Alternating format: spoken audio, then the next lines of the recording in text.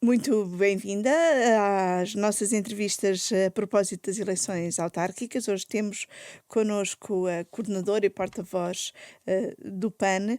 O PAN apresenta-se a estas eleições, penso que são já as terceiras eleições autárquicas. A quantos conselhos é que o PAN se apresenta? Antes de mais, muito bom dia, obrigada pelo convite para aqui estar. Nós vamos concorrer este ano a 44 autarquias,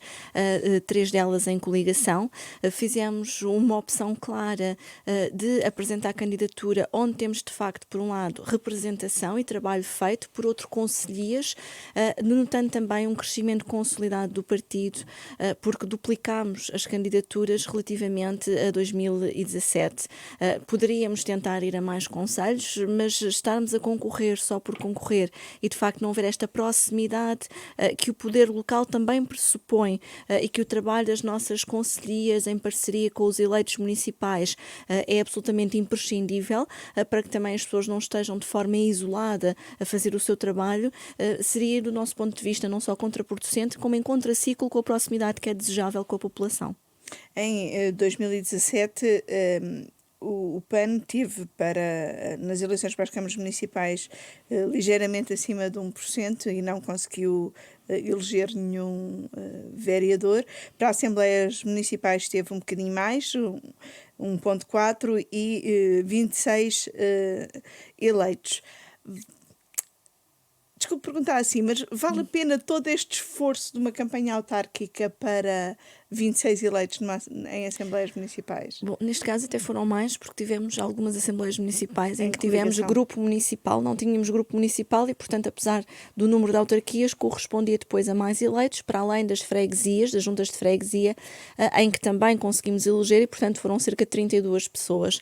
O poder local e a pandemia também nos trouxe ou evidenciou a importância desta proximidade com a população, tem de facto o grande privilégio de poder mudar mais diretamente a vida das pessoas. E de facto isto não é sequer um esforço, é de facto um grande privilégio podermos estar a servir e a participar da vida pública e da vida política, e daí também termos feito esta opção responsável de irmos efetivamente onde temos trabalho e onde a população já conhece aquilo que é o ADN do PAN, as nossas causas, aquilo que tem sido com ou sem representação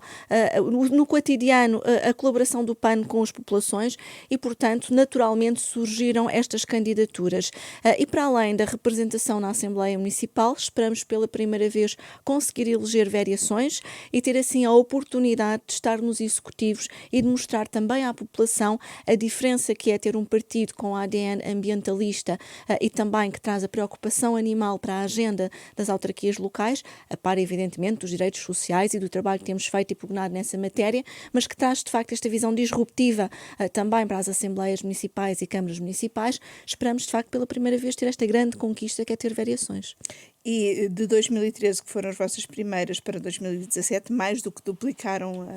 a votação. Entretanto, o PAN também cresceu bastante no Parlamento. Qual é as vossas expectativas para estas eleições autárquicas? Bom, nós sentimos que tem havido um pouco por toda a Europa e não apenas em Portugal uma onda verde, ou seja, nos diferentes atos eleitorais, cada vez os cidadãos estão mais conscientes daquilo que é a importância de combatermos as alterações climáticas, de preservarmos os poucos espaços verdes que temos na cidade, como por exemplo o arvoredo, ou até mesmo no caso de Lisboa, o nosso pulmão verde, que é Monsanto e que deveria de ser intocável, entre tantos outros exemplos que podemos dar pelo país. E tendo presente esta consciência dos cidadãos, de facto esperamos conseguir não só aumentar a nossa representação nas Assembleias Municipais, nas juntas de freguesia. Aliás, nós temos hoje candidaturas às juntas de freguesia praticamente, no caso de Lisboa, em praticamente todas as freguesias, e de facto esperamos não só aumentar essa representatividade, mas acima de tudo conseguir as primeiras variações. Temos de facto bons indicadores que seja possível, seja no Concelho de Cascais e de Aveiro, onde temos coligação, mas também esperamos que Lisboa e Porto, que são dois concelhos em que marcadamente temos tido não só um crescimento conhecimento, como também um trabalho desde 2013. Os nossos primeiros eleitos foi, por exemplo, em Lisboa e em Oeiras. De facto, a população tem estado muito próxima do trabalho do PAN naquilo que são as suas reivindicações, seja em matéria, por exemplo, do combate à pobreza, com o Housing First, ou até mesmo nas desigualdades, habitação, entre tantas outras, e portanto esperamos que efetivamente nos seja dado esse voto de confiança e que pela primeira vez possamos estar num executivo para ter a atribuição de pelouros, não só nas áreas ambientais como da proteção animal, mas também na área social, onde temos de facto também aqui marcado muita diferença naquilo que é, por exemplo, o combate à pobreza, a questão da igualdade e da inclusão, e que são matérias que frequentemente acabam por ficar mais para trás e que a pandemia veio evidenciar a importância destes programas. Espera, por exemplo, que em Lisboa possam vir a ser necessários a uma maioria e estão disponíveis para fazer essa maioria? Bom, nós sabemos que este ano temos um xadrez diferente, no caso não só de Lisboa, mas porque temos mais forças políticas a concorrer. Sabemos que é difícil a conquista de uma variação em Lisboa, mas por isso é que também é importante que quem nos acompanha tenha a consciência de que votar útil é precisamente dar a possibilidade às novas forças políticas de terem representação. O voto útil não pode ser a habitual bipartidarização que acontece nas autárquicas, em que acaba por haver de facto PS e PSD, o Bloco Central, por de facto terem uma maior expressão do ponto de vista da votação, e portanto se for dada essa possibilidade a forças políticas como ao PAN, poderemos fazer a diferença matematicamente, até para retirar de facto não só maiorias absolutas, quer na Câmara Municipal, quer na Assembleia Municipal, e as Assembleias Municipais é importante que as pessoas tenham também a consciência que não é apenas um órgão fiscalizador, também é um órgão deliberativo, e que tem que também a Assembleia, a Câmara Municipal, respeitar aquilo que são as recomendações que emanam deste órgão deliberativo, e se queremos fortalecer a nossa democracia, isso passa evidentemente por dar mais força a estes partidos. E aqui também não posso deixar de referir uma breve nota, que é a abstenção não é um voto de protesto. A abstenção só favorece quem já está no poder, e portanto votem quem votar. Por favor, as pessoas que saiam à rua e que votem. Custou muito à nossa democracia podermos hoje exercer este direito. Aliás, não faz assim tanto tempo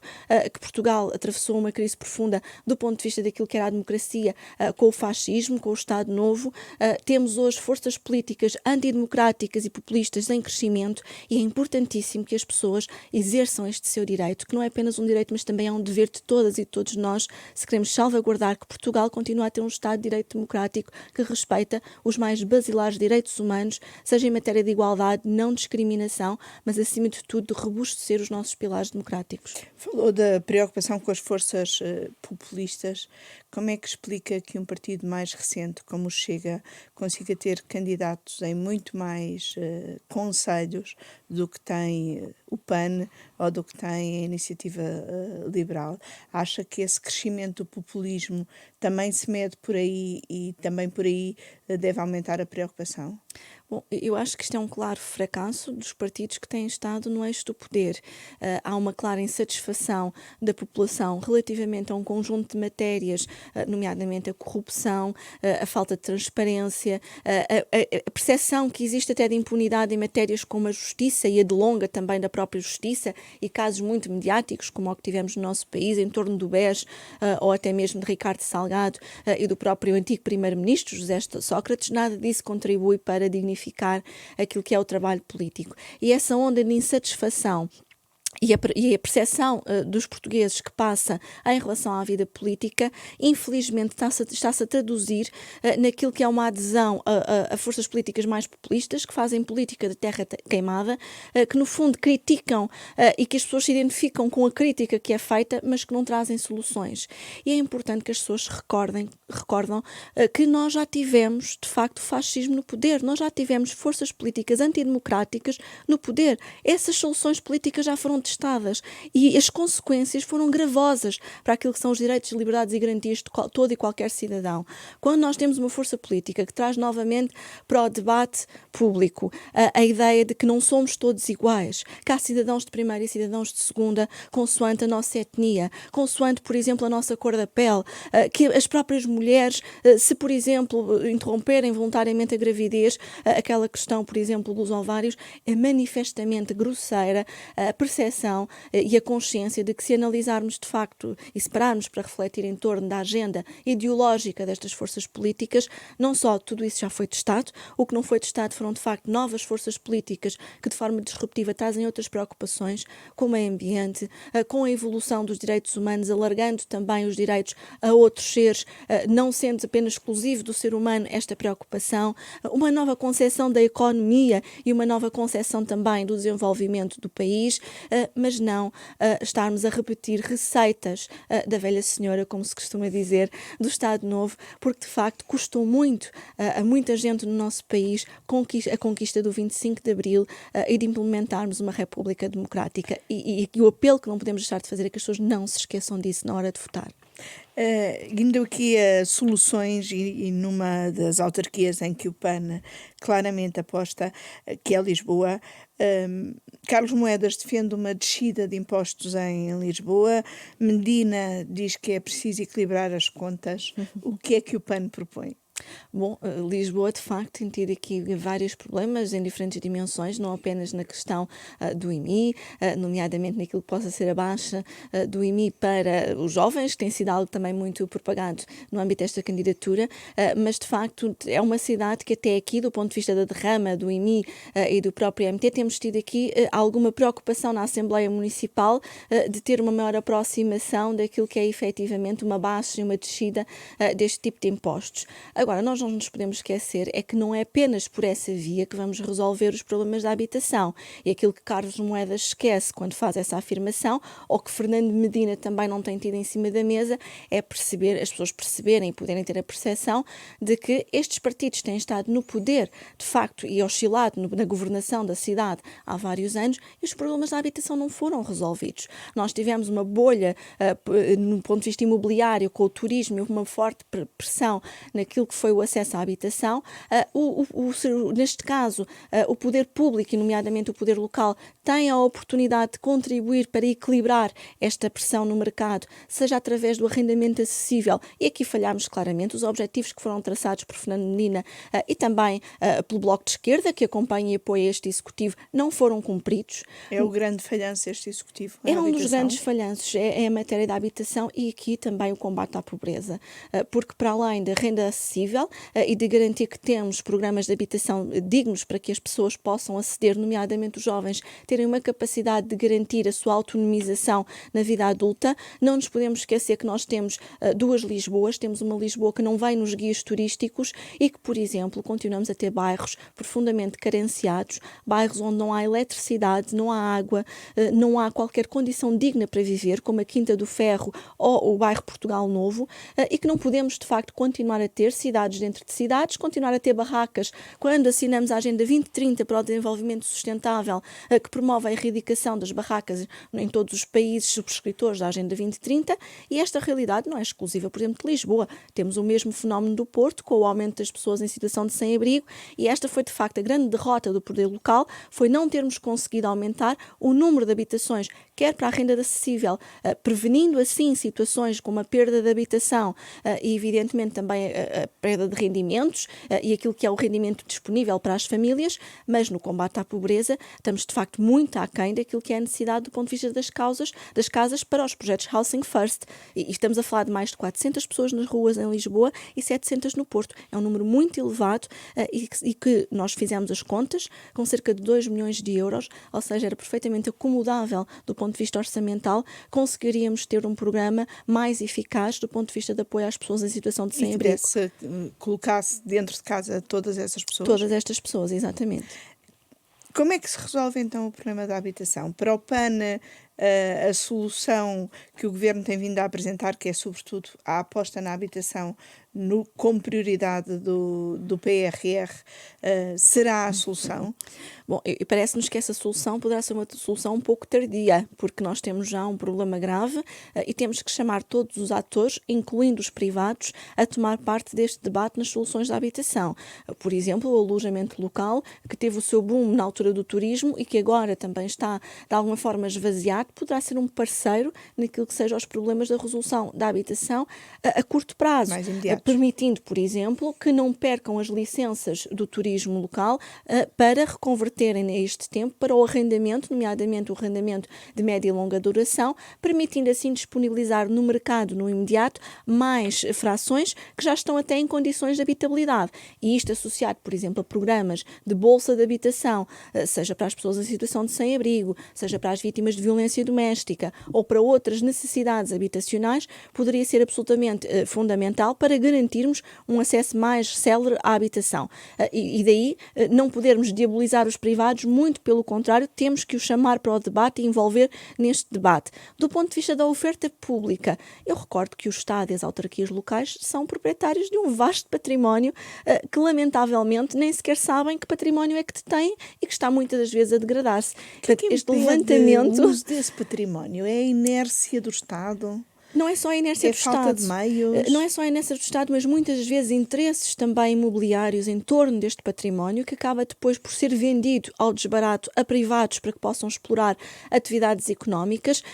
Vimos isso, por exemplo, até com edifícios históricos, como foi a venda do Convento do Beato, quarteirões, por exemplo, no casco histórico da cidade, e, portanto, há aqui, de facto, outros interesses imobiliários presentes que também não podemos esquecer e que, de alguma forma, também têm levado a que não haja uma maior operacionalidade naquilo que é fundamental, que é levantar o património do Estado. Nós precisamos de saber quantas casas tem o Estado, quantas casas é que têm as autarquias locais e que destino é que lhes podemos dar. Porque, de facto, há diferentes funcionalidades que podem adquirir para os serviços, neste caso, não só em matéria de habitação, mas outros serviços públicos absolutamente essenciais. E, neste caso, temos estado muito aquém daquilo que quer as autarquias locais, quer o Governo tem de fazer. Porque o Governo chutar para as autarquias locais, perdoem-me a expressão,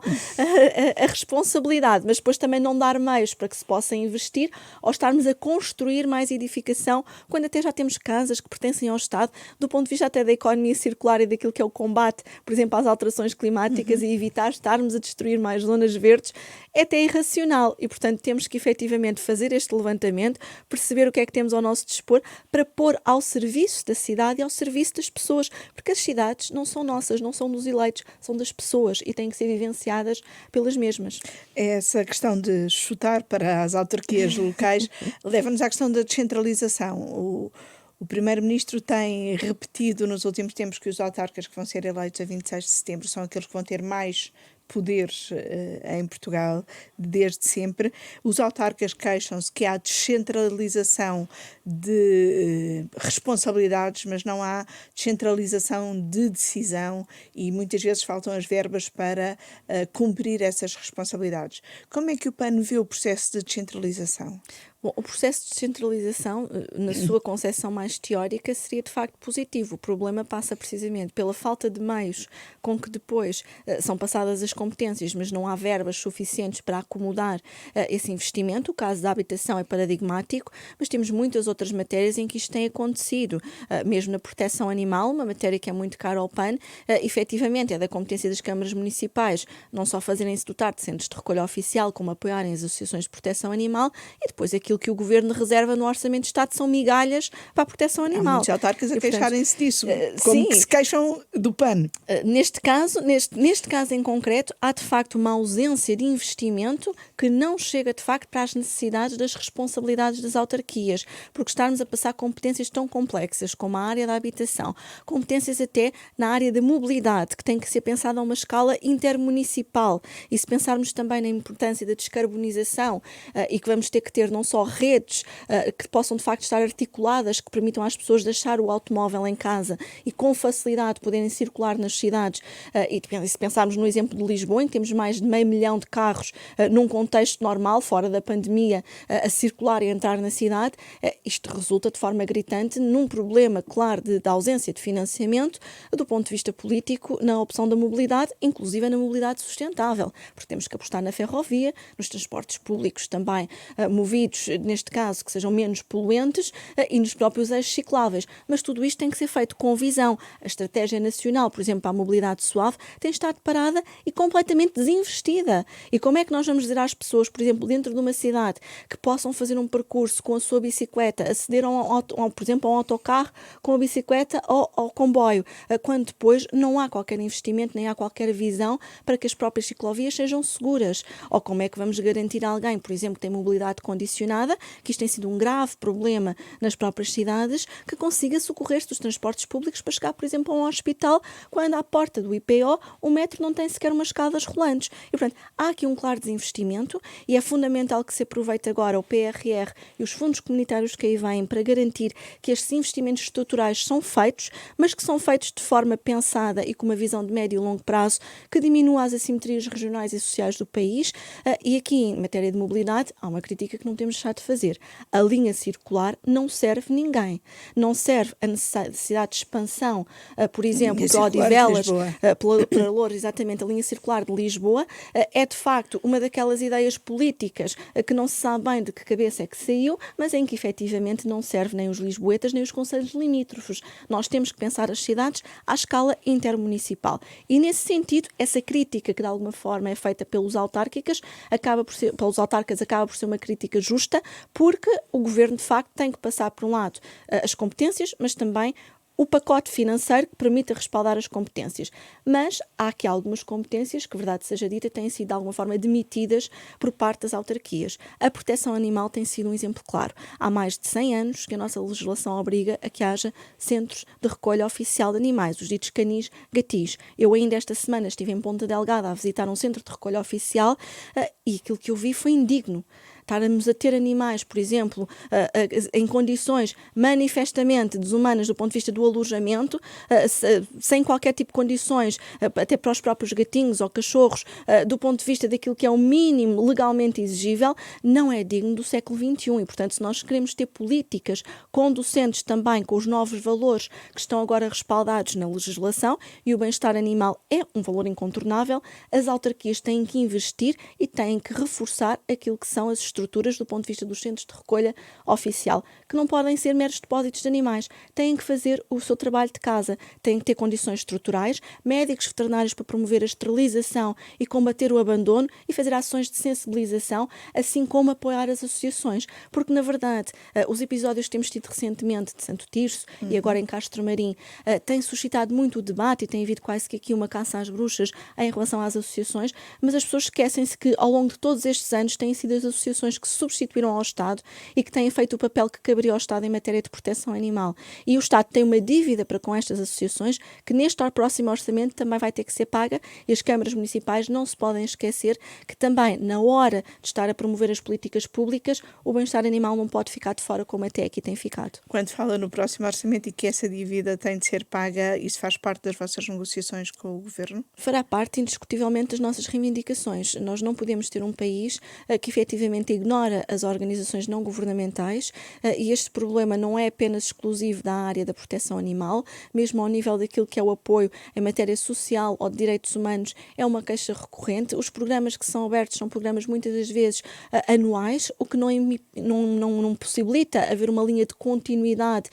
dos apoios. Se pensarmos... Não há visão sequer a médio prazo. Nem a médio prazo, nem se as associações estão reféns de ter que estar anualmente presas à burocracia da candidatura para garantir a linha de continuidade daquilo que são os programas, por exemplo, no apoio às pessoas em situação de sem-abrigo, nos consumos aditivos, no acolhimento de refugiados. Não faz qualquer sentido uma associação, por exemplo, não saber, a poucos meses antes de terminar a linha de apoio do programa que tem, se vai continuar a ter instalações cedidas, por exemplo, numa Câmara Municipal. Nós temos que efetivamente garantir também que existe uma estabilidade, e a estabilidade não implica a ausência de controle ou de fiscalização, mas que existe uma estabilidade naquilo que são programas absolutamente estruturais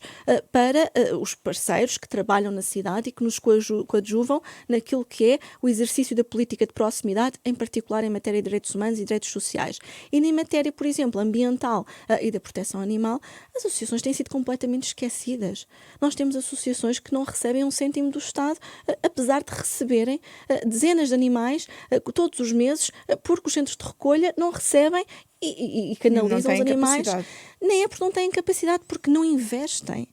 Porque nós não podemos ter autarquias que se dão ao luxo de não investir em criar centros de recolha oficiais para acolher animais e depois não estimam os seus parceiros, canalizando os animais para as associações e não dando sequer apoios financeiros para que estes animais sejam de facto alojados e mantidos. E, portanto, temos aqui uma necessidade, de um ponto de vista nacional, deste levantamento desta rede, quer de centros de recolha oficial, quer também das associações de proteção animal, para que possamos então canalizar verbas do orçamento, quer para as autarquias, quer para as associações, para fazermos um trabalho digno nesta matéria, sob pena de efetivamente não estarmos a ter uma visão que permita salvaguardar o bem-estar dos animais. E isto depois é transversal a outras áreas. Na parte ambiental, por exemplo, uma das competências que está neste momento nas mãos das autarquias é a gestão do arvoredo.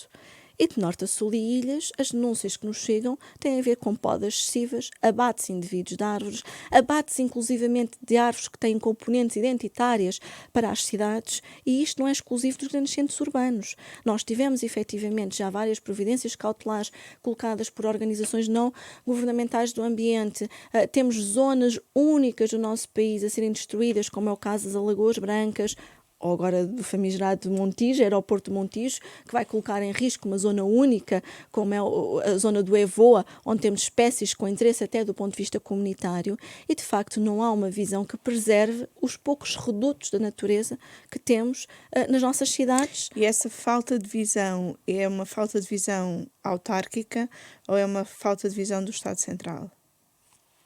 Neste Ou caso, ambas? diria que são ambas, ou seja, porque se por um lado os autarcas não têm respeitado o arvoredo da cidade, e o PAN defende, e aliás traz no seu programa para estas candidaturas autárquicas uma proposta de tornarmos as cidades protetoras da terra, ou seja, haver de facto um pacto do ponto de vista ambiental e de preservação do arvoredo que passe por respeitar as árvores como os seres vivos que têm, com a função ecológica que têm, não só para a qualidade de vida ambiental, mas também do ponto de vista emocional, porque vivermos com árvores e com cidades vivas é completamente diferente do que vivemos em cidades absolutamente desertificadas, como por outro lado, do ponto de vista da administração central, é fundamental termos uma ligação do todo no que respeita à preservação dos nossos espaços verdes, a gestão dos habitats, dos ecossistemas, a própria gestão florestal, que tem sido deixada completamente ao abandono e que não há, de facto, uma estratégia para a gestão florestal no nosso país e que depois todos os anos somos fustigados com os incêndios e, de facto, não fazemos o trabalho de casa, que é então pôr no ordenamento do território medidas mais concretas que permitam, efetivamente, promover uma gestão adequada da floresta. E, portanto, há aqui uma conjugação de fatores que, infelizmente, está a pôr em causa o nosso país e que estamos, acima de tudo, a deixar para trás uma matéria fundamental. Se queremos combater as alterações climáticas, que é um desafio que não desapareceu como pano de fundo desta pandemia, durante esta pandemia, muito pelo contrário, a pandemia e vírus como a SARS-CoV-19 só nos vêm mostrar que a saúde do planeta e a saúde humana são duas faces de uma mesma moeda e, portanto, é fundamental nós preservarmos os ecossistemas, garantirmos também que não estamos consistentemente a invadir o mundo selvagem ou a ter hábitos alimentares como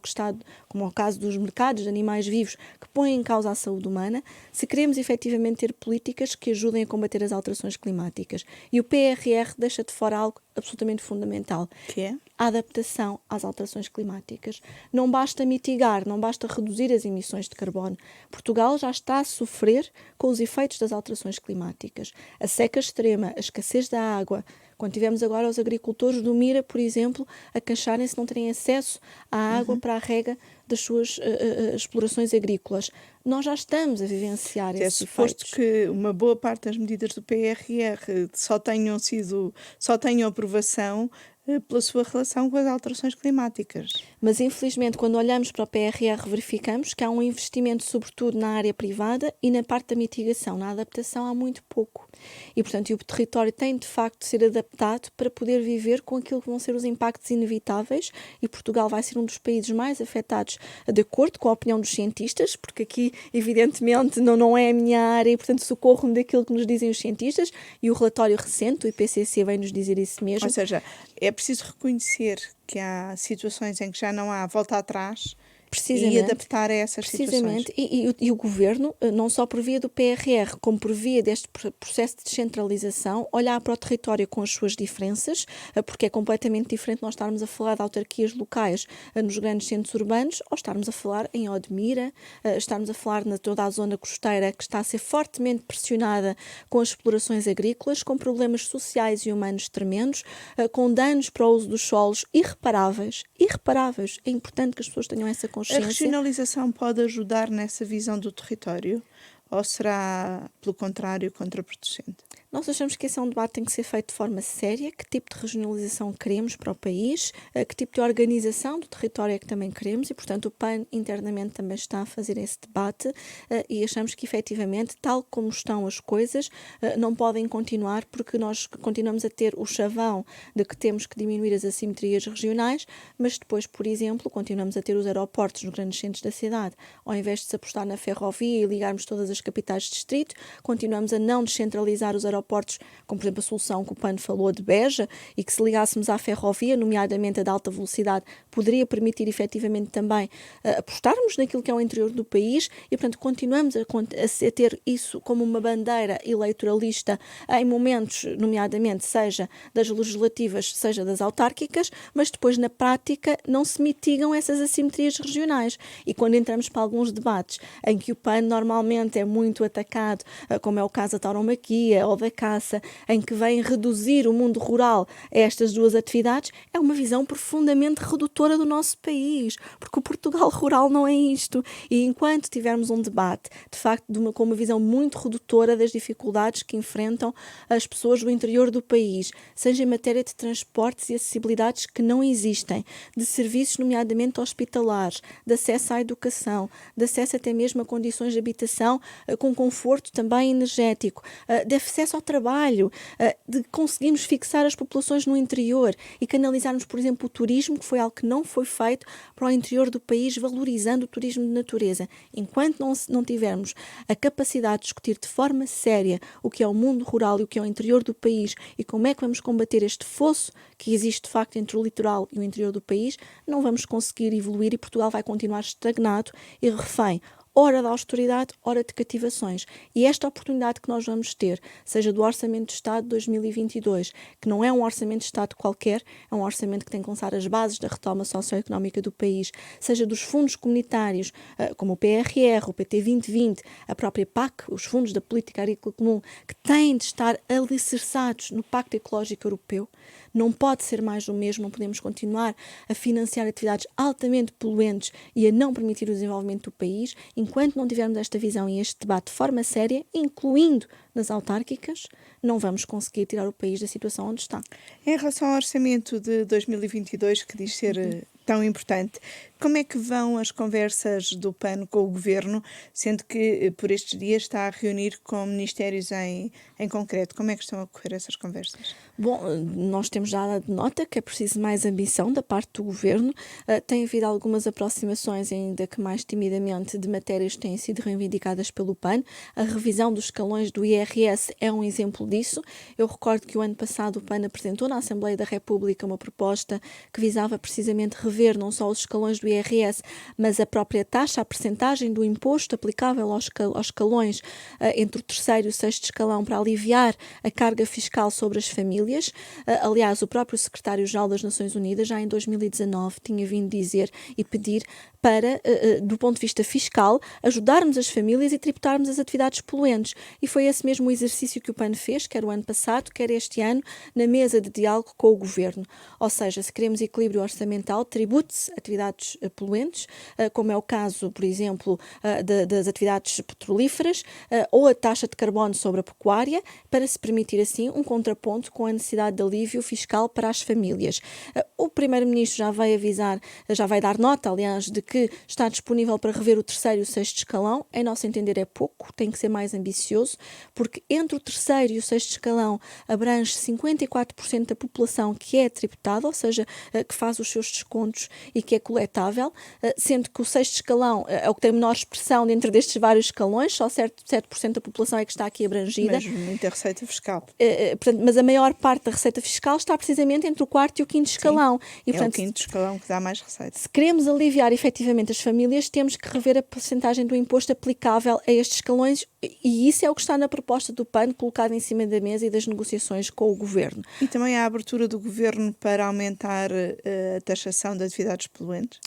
Bom, o Ministro do Ambiente já vai dizer publicamente que sim, será estanho se no terreiro do passo o Ministro das Finanças não nos acompanhar, até por uma razão. Nós tivemos um exemplo muito claro de como é que pode ser positivo, de facto, este tipo de alterações do ponto de vista fiscal. A taxa de carbono que o PAN conseguiu introduzir no Orçamento de Estado de 2021, sobre a navegação e a aviação, está neste momento a ser canalizada para as autarquias locais para financiar o PARTE, para financiar os espaços sociais. E, portanto, há de facto aqui uma justiça social do ponto de vista fiscal que é possível ser feita através do orçamento, e nós não vamos desistir em sede destas negociações, já deixámos isto muito claro, quer ao Sr. Primeiro-Ministro, quer nas reuniões sectoriais que estamos a ter, que temos que ter uma maior justiça fiscal e tributar atividades poluentes, temos que combater a evasão fiscal. Para as offshores e para os paraísos fiscais, Portugal está a perder todos os anos mais de 6 mil milhões de euros. É muito dinheiro. Se somarmos a isto o dinheiro que perdemos com o combate à corrupção, que não está a ser eficaz, perdemos 18 mil milhões de euros para a corrupção. E, portanto, todo este valor somado, mais, por exemplo, negócios desastrosos como as PPPs rodoviárias, que, no entender do PAN, têm que ser renegociadas e que o Eurostat já nos veio alertar que vai custar 3 vezes mais ao país. Ao invés de 5 mil milhões de euros, vai custar 15 mil milhões de euros ao país. O dinheiro existe, ele está a ser muito mal distribuído. E, portanto, está otimista que essa distribuição passe a ser melhor com o Orçamento de 2022? Bom, nós temos pelo menos neste momento um alerta muito importante por parte da comunidade científica naquilo que respeita às alterações climáticas, e portanto esperamos que este cartão vermelho que está a ser mostrado aos governos e o alerta de que somos de facto os últimos eleitos capazes de mudar esta realidade e de travar o ponto de não retorno, sirva para que numa discussão do Orçamento de Estado se consiga garantir de facto não só a taxação destas atividades, como também um maior investimento na proteção ambiental, mas do ponto de vista social eu acho que a pandemia deixou de facto mais do que evidente a importância de alguns serviços públicos e aqui de alimentarmos e de investirmos nos serviços públicos como o Serviço Nacional de Saúde, de valorizarmos os nossos profissionais, as próprias Forças Armadas, os próprios órgãos de polícia criminal que também tiveram aqui um papel imprescindível no apoio às populações. Na área da educação, o mesmo. Todos estes serviços é fundamental que agora os fundos comunitários aqui vêm sirvam para investir efetivamente em serviços públicos que são da maior relevância para as populações. Aquilo que não pode acontecer é, de facto, eles servirem para alimentar a máquina do Estado, que é, de alguma forma, a visão que está presente no PRR. O PAN já deixou isso muito claro. Nas negociações temos marcado, de facto, por pugnar, por garantir que o investimento é feito, efetivamente, nestes serviços essenciais. Nós temos carências do ponto de vista da valorização dos nossos profissionais absolutamente profundas. Se olharmos, por exemplo, para os técnicos auxiliares de saúde, e nem sequer tem havido um reconhecimento do ponto de vista profissional destes técnicos como técnicos superiores, mas foram quem esteve na linha da frente do combate à crise da Covid-19. Não foram apenas os médicos, foram também todos os profissionais dos hospitais que estiveram não só sujeitos ao risco de infecção, a cuidar dos pacientes, a cuidar das pessoas e a atender da melhor forma possível na linha de combate a esta pandemia. E isso faz, essa valorização faz do ponto de vista financeiro. Não se faz, evidentemente, com palmadinhas nas costas, não se faz apenas com medalhas honoríficas, com homenagens públicas, faz precisamente investindo e garantindo que há uma valorização profissional. E isto, infelizmente, é transversal a muitos outros setores, porque nós temos tido aqui um achatamento daquilo que é o ordenado médio nacional e uma aproximação com o ordenado mínimo. Continuamos a não valorizar os nossos profissionais. Isso é patente nos ordenados dos médicos, nos ordenados dos professores, nos ordenados de diferentes profissionais. Poderíamos estar aqui a dar inúmeros exemplos. Aliás, também esteve presente no debate com o Primeiro-Ministro a questão dos próprios jovens, que de facto estão muito distantes daquilo que é a média europeia do ponto de vista salarial. Aliás, a dificuldade da autonomização de um jovem hoje, em que o que temos para lhes oferecer quando terminam o seu curso, estes são estágios precários ou estágios até gratuitos, com o aval e com a conivência de algumas ordens profissionais, o que para o PAN é manifestamente incompreensível e, portanto, entendemos que a lei também tem que ser alterada nesta matéria e que o Orçamento de Estado tem que lançar precisamente as bases para que se permita não apenas o alívio fiscal dos jovens, mas que tenham trabalho digno e trabalho estável para que possam ter a sua vida profissional lançada e possam ter acesso depois a todas as outras dimensões da sua vida. O Desse acesso à ponto de vista, habitação. parecem positivas as alterações que foram anunciadas pelo Primeiro-Ministro no que diz respeito ao trabalho temporário e ao trabalho das plataformas digitais? Bom, há em alguma medida sim, mas ainda está muito aquém. Nós temos que combater de facto a precariedade, nomeadamente a precariedade laboral, e os estágios profissionais gratuitos é algo que tem que acabar no nosso país. Por exemplo, um advogado, um jovem advogado, que é obrigado a fazer, por exemplo, um estágio de 2 anos na sua ordem profissional e que muitas das vezes acaba por não ser minimamente remunerado, acaba por estar a pagar para trabalhar. Isto não é digno, isto não garante a autonomização dos jovens. Ou um médico recentemente licenciado que também não só teve custos elevadíssimos com o seu curso, que não tem em Portugal uma remuneração salarial conducente com aquilo que são as médias europeias e que de facto acabamos por depois ter profissionais que ao invés de estarem no serviço público ou vão para o privado ou vão para outros países, ou os jovens enfermeiros e portanto há de facto aqui um caminho em que temos que ir mais longe, quer do ponto de vista salarial, sabemos que é um exercício difícil, ainda para mais quando estamos a sair de uma crise socioeconómica, mas depois quando temos borlas fiscais para a indústria poluente, não se compreende como é que se diz que não há dinheiro. A Inês assumiu como prioridade da sua candidatura o combate à pobreza. Como como é que viu os anúncios feitos pelo secretário-geral do PS no Congresso? Acredita que os apoios prometidos e o combate à pobreza infantil vão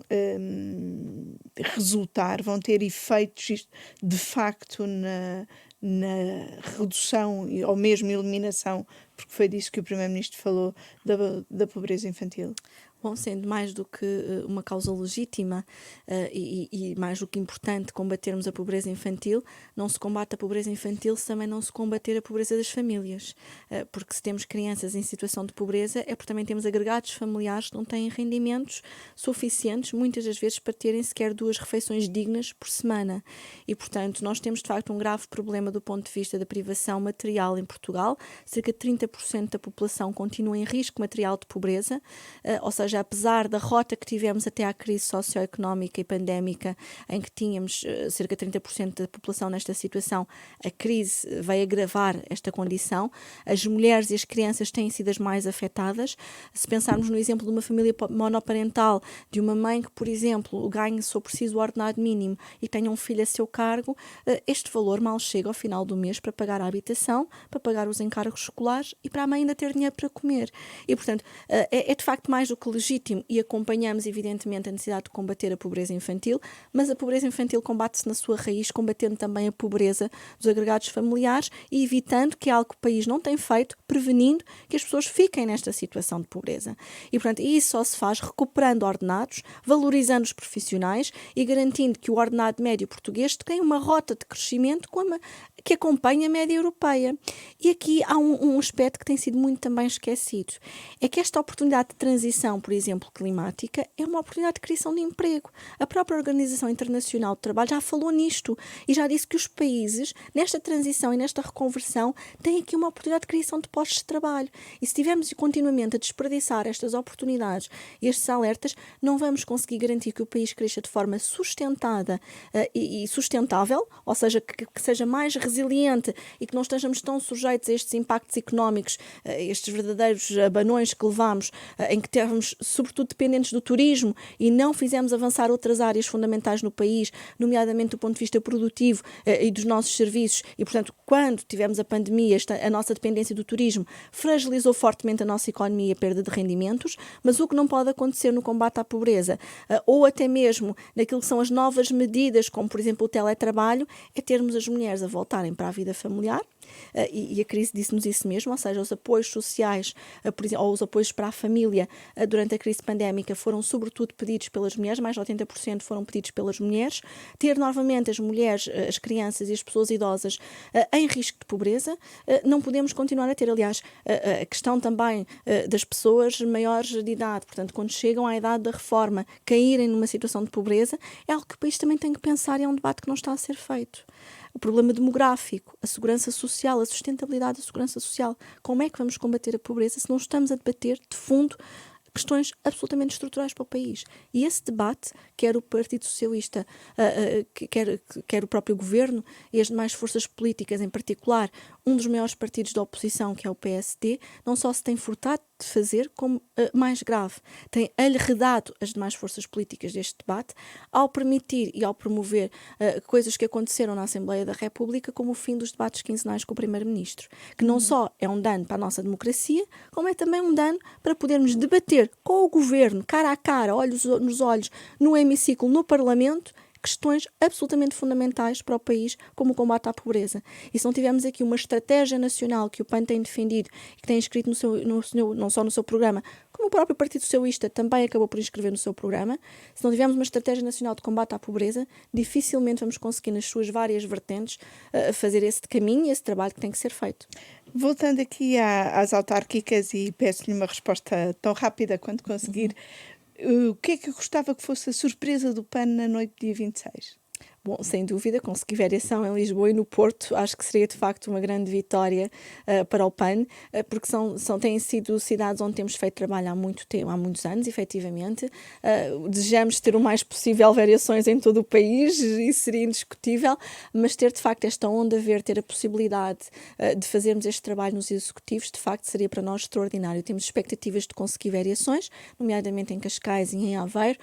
Tenho a certeza que o trabalho do PAN vai fazer a diferença e que o voto útil é de facto um voto em partidos diferentes, em partidos disruptivos, mas vai ser de facto uma boa surpresa na noite eleitoral. Conseguimos pela primeira vez ter a oportunidade de demonstrarmos o que valemos se tivermos nas nossas mãos e nas mãos do nosso eleitorado a possibilidade de decidir o futuro das suas cidades. Para terminar, deixe-me colocar-lhe uma questão sobre um assunto em particular, que é uma petição que está a correr a propósito do luto parental, para alargar o número de dias em caso de morte de filhos. O PAN,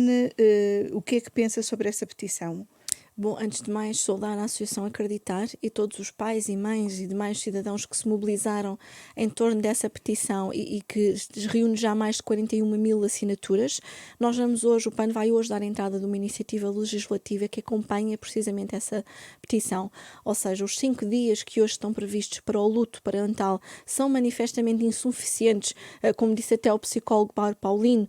para um luto de uma vida. Eu não sou mãe, mas sou irmã, sou filha, também fui neta e tive uma avó que perdeu um filho e sei muito bem o que é ter um luto que durou uma vida inteira. E, portanto, esta petição é da mais elementar justiça social. Nós vamos efetivamente propor o alargamento para os 20 dias, tal qual está a ser pedido na petição.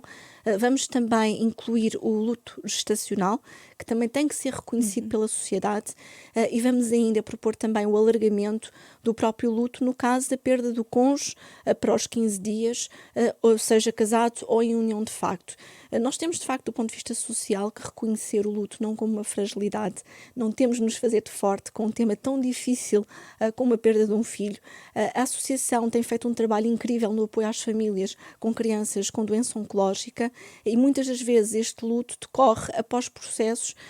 dolorosíssimos de crianças que estiveram durante muitos anos doentes e, portanto, temos que dar tempo às famílias de se reestruturarem e estes 5 dias são manifestamente indignos e, portanto, eu acho que a sociedade nos acompanhará certamente. Deixo o repto a todas as forças políticas da Assembleia da República que acompanhem esta petição e a iniciativa legislativa do PAN, porque se há matéria em que tem que haver dignidade e respeito, esta é sem dúvida uma delas. Muito obrigada.